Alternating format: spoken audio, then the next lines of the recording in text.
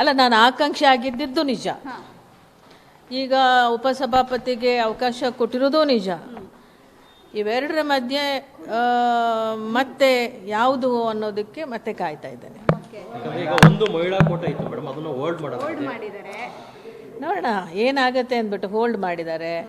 ನಾನು ಕೂಡ ಆಕಾಂಕ್ಷಿ ಅನ್ನೋದಿತ್ತು, ಈಗ ಉಪಸಭಾಪತಿ ಮಾಡಿದ್ದಾರೆ. ಮತ್ತೇನು ತೀರ್ಮಾನ ತಗೊಳ್ತಾರೆ ನೋಡೋಣ. ಪಾರ್ಟಿ ಖಂಡಿತವಾಗ್ಲೂ ಆಕಾಂಕ್ಷಿ.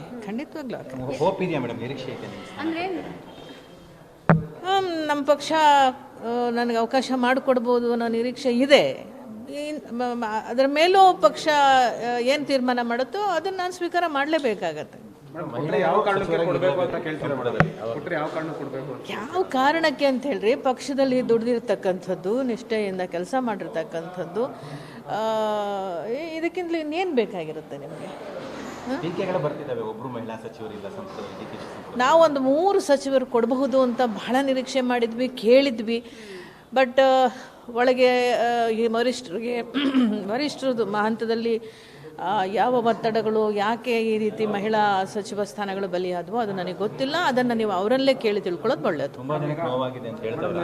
ಎಲ್ಲರಿಗೂ ನಮ್ಮಿಂದಾದಿಯಾಗಿ ಎಲ್ಲರಿಗೂ ಕೂಡ ಮಹಿಳೆಯರಾಗೆ ಅವಕಾಶ ಆಗಿಲ್ಲ ಅಂತಕ್ಕಂಥದ್ದು ನೋವು ಖಂಡಿತವಾಗ್ಲೂ ಇದೆ.